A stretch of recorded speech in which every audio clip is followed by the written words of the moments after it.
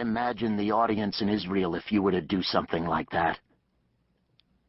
Here are people of faith coming together for inspiration. If you are God, if you could be the Messiah, wouldn't they be thrilled to meet you? Carpathia stared at Rayford, seeming to study his eyes.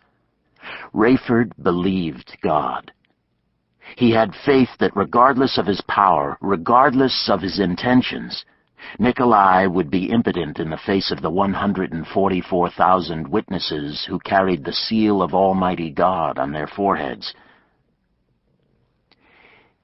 If you are suggesting, Carpathia said carefully, that it only makes sense that the global community potentate bestow upon those guests a regal welcome second to none, you may have a point.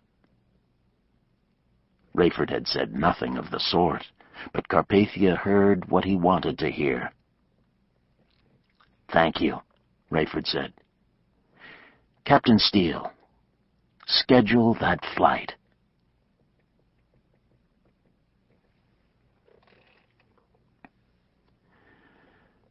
Chapter 1. Rayford Steele worried about Mac McCullum's silence in the cockpit of Global Community 1 during the short flight from New Babylon to Tel Aviv. "Do we need to talk later?" Rayford said quietly. Mac put a finger to his lips and nodded.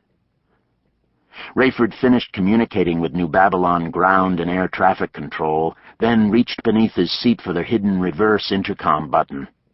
It would allow him to listen in on conversations in the Condor 216's cabin between Global Community Potentate Nicolae Carpathia, Supreme Commander Leon Fortunato, and Pontifex Maximus Peter Matthews, head of Enigma Babylon 1 World Faith. But just before Rayford depressed the button, he felt Mac's hand on his arm. Mac shook his head. Rayford shuddered. "They know?" he mouthed. Mac whispered, "Don't risk it until we talk." Rayford received the treatment he had come to expect on initial descent into Tel Aviv. The tower at David Ben-Gurion cleared other planes from the area, even those that had begun landing sequences. Rayford heard anger in the voices of other pilots as they were directed into holding patterns miles from the Condor. Per protocol, no other aircraft were to be in proximity to the Condor, despite the extraordinary air traffic expected in Israel for the meeting of the witnesses. "Take the landing, Mac," Rayford said. Mac gave a puzzled glance, but complied. Rayford was impressed at how the Holy Land had been spared damage from the Wrath of the Lamb earthquake. Other calamities had befallen the land and the people, but to Rayford, Israel was the one place that looked normal from the air since the earthquake and the subsequent judgments. Ben Gurion Airport was alive with traffic. The big planes had to land there while smaller craft could put down near Jerusalem. Worried about Mac's misgivings, still Rayford couldn't suppress a smile. Carpathia had been forced not only to allow this meeting of believers, but also to pledge his personal protection of them. Of course, he was the opposite of a man of his word, but having gone public with his assurances, he was stuck. He would have to protect even Rabbi Zion ben Judah, spiritual head of the Tribulation Force. Not long before, Dr. Ben Judah had been forced to flee his homeland under cover of night, a universal bounty on his head. Now he was back as Carpathia's avowed enemy, leader of the 144,000 witnesses and their converts. Carpathia had used the results of the most recent Trumpet Judgements to twice postpone the Israel conference, but there was no stopping it again. Just before touchdown, when everyone aboard should have been tightly strapped in, Rayford was surprised by a knock at the cockpit door. "Leon," he said, turning. "We're about to land." "Protocol, Captain," Fortunato barked. "What do you want?" "Besides that you refer to me as Supreme Commander, His Excellency asks that you remain in the cockpit after landing for orders." "We're not going to Jerusalem?" Rayford said. Mac stared straight ahead. "Precisely," Fortunato said. Much as we all know you want to be there." Rayford had been certain Carpathia's people would try to follow him to the rest of the Tribulation Force. Fortunato left and shut the door, and Rayford said, "I'll take it, Mac." Mac shifted control of the craft, and Rayford immediately exaggerated the angle of descent while depressing the reverse intercom button. He heard Carpathia and Matthews asking after Fortunato, who had clearly taken a tumble. Once the plane was parked, Fortunato burst into the cockpit. "What was that, Officer McCullum?" "My apologies, Commander," Mac said. "It was out of my hands. All due respect, sir, but you shouldn't have been out of your seat during landing." "Listen up, gentlemen," Fortunato said, kneeling between them. "His Excellency asks that you remain in Tel Aviv, as we are not certain when he might need to return to New Babylon. We have rented you rooms near the airport. GC personnel will transport you."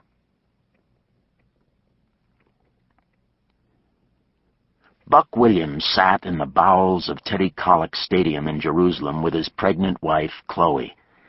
He knew she was in no way healed enough from injuries she had suffered in the Great Earthquake to have justified the flight from the United States, but she would not be dissuaded. Now she appeared weary.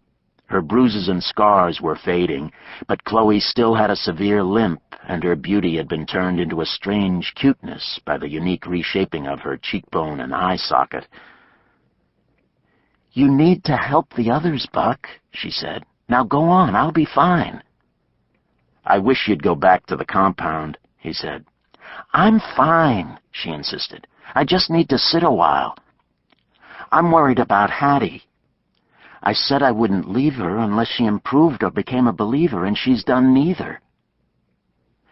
Pregnant, Hattie Durham had been left home fighting for her life against poison in her system. Dr. Floyd Charles attended her while the rest of the Tribulation Force, including new member Ken Ritz, another pilot, had made the pilgrimage to Israel. "Floyd will take good care of her." "I know. Now leave me alone a while." Rayford and Mac were instructed to wait on the plane as Carpathia, Fortunato, and Matthews were received with enthusiasm on the tarmac. Fortunato stood dutifully in the background as Matthews declined to make a public statement, but introduced Carpathia.